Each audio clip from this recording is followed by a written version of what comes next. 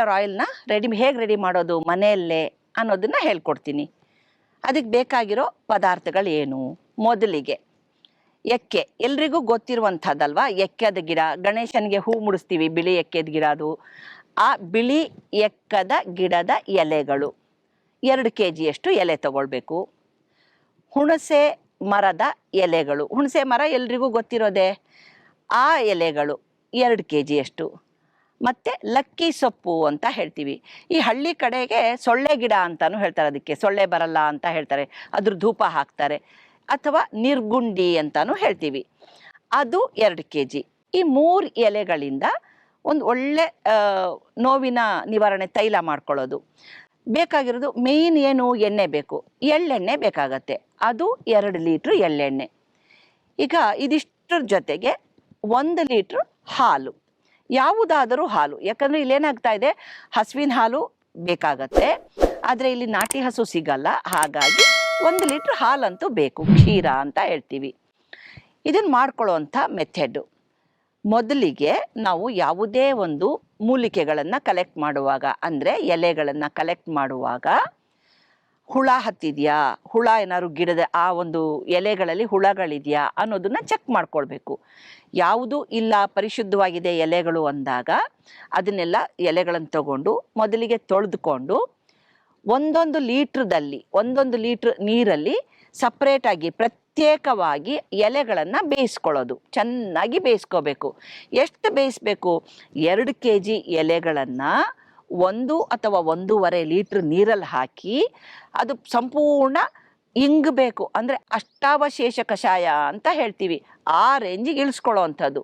ಇಲ್ಲ ನಿಮ್ಗೆ ಅದು ಅರ್ಥ ಆಗಲ್ಲ ಅಂದರೆ ಜಾಸ್ತಿ ನೀರು ಹಾಕ್ಕೊಳ್ಳೋದು, 1 ಲೋಟಕ್ಕೆ ಬರುವಷ್ಟು ಕುದಿಸ್ಕೊಂಡು ಅದರ ರಸವನ್ನೆಲ್ಲ ತಕ್ಕೊಳ್ಳೋದು. ಆಮೇಲೆ ಸೋಸ್ಕೊಳ್ಳೋದು. ಯಾವುದು? ಹುಣಸೆ ಎಲೆಯ ರಸ, ಎಕ್ಕೆ ಗಿಡದ ಎಲೆಯ ರಸ, ನಿರ್ಗುಂಡಿ ಅಥವಾ ಲಕ್ಕಿ ಗಿಡದ ಎಲೆಯ ರಸ ನೀರಲ್ಲಿ ಕುದಿಸ್ಬಿಟ್ಟು, ಪ್ರತ್ಯೇಕವಾಗಿ ಕುದಿಸ್ಬಿಟ್ಟು ಎಲ್ಲವನ್ನು ಶೇಖರಣೆ ಮಾಡಿ ಇಟ್ಕೊಳ್ಳೋದು. ಆಮೇಲೆ ಈ ನೀರನ್ನು 2 ಲೀಟ್ರ್ ಎಳ್ಳೆಣ್ಣೆ ಇಟ್ಕೊಂಡಿರ್ತೀವಲ್ವ, ಅದಕ್ಕೆ ಹಾಕಿ ಚೆನ್ನಾಗಿ ಮಿಕ್ಸ್ ಮಾಡೋದು. ಈ ಪ್ರತಿ ಸರ್ತಿ ನಾನು ಹೇಳ್ತಾ ಇರ್ತೀನಿ, ಮಜ್ಜಿಗೆ ಕಡಿಯುವ ಕೋಲಿನಿಂದ ಬೆರೆಸಿ ಮಂಥನ ಮಾಡೋದು ಅಂತೀವಿ. ಅದನ್ನು ಮಂಥನ ಮಾಡುವಂಥದ್ದು, ಬೆರೆಸೋವಂಥದ್ದು. ಆವಾಗ ಅದು ಪೂರ್ತಿ ಬೆರೆತ್ಕೊಂಡ ನಂತರ ಅದನ್ನು ಕುದಿಯಕ್ಕಿಡೋದು. ಯಾವುದು? ಎಣ್ಣೆಯನ್ನು ಸಣ್ಣ ಉರಿಯ ಮೇಲೆ. ಯಾರಿಗೆ ಸಾಧ್ಯವಾಗತ್ತೆ ಅವರು ಇದ್ದಿಲಿನ ಒಲೆಯಲ್ಲಿ ಇಡುವಂಥದ್ದು, ಇಜ್ಜಿಲಿನ ಒಲೆ ಅಂತ ಹೇಳ್ತೀವಿ. ಸಾಧ್ಯ ಇಲ್ಲ ಅಂದರೆ ಸಣ್ಣ ಉರಿಯಲ್ಲಿ ಗ್ಯಾಸಲ್ಲಿಯೇ ಅದನ್ನು ಬೇಯಿಸೋಕ್ಕೆ ಶುರು ಮಾಡೋದು. ಎಷ್ಟು ಬೇಯಬೇಕು ಅದು ಅಂದರೆ ಆ ನೀರಿನ ಅಂಶವೆಲ್ಲ ಹೋಗಿ ಬರೀ ಎಣ್ಣೆಯ ಅಂಶ ನಿಂತ್ಕೊಳ್ಳಿಕ್ಕೆ ಶುರು ಮಾಡುತ್ತೆ. ಆ ಕುದ್ದು ಎಣ್ಣೆಯ ಅಂಶ ಬರುತ್ತೆ. ನೀರಿನ ಅಂಶ ಎಲ್ಲ ಹೋಯ್ತು ಅನ್ನೋದು ಗೊತ್ತಾದ ನಂತರ ಅದಕ್ಕೆ ಹಾಲು ಹೇಳಿದ್ನಲ್ವ 1 ಲೀಟ್ರ್, ಆ ಹಾಲನ್ನು ಬೆರೆಸುವಂಥದ್ದು. ಆ ಹಾಲನ್ನು ಬೆರೆಸಿ ಚೆನ್ನಾಗಿ ಮತ್ತೆ ಕುದಿಯೋಕ್ಕೆ ಬಿಡಬೇಕು. ಆ ಹಾಲಿನ ಅಂಶ ಎಲ್ಲ ಮೊಸರು ಥರ ಒಡ್ಕೊಂಡು ಬಿಟ್ಟು ಗಟ್ಟಿಯಾಗಕ್ಕೆ ಶುರುವಾಗತ್ತೆ.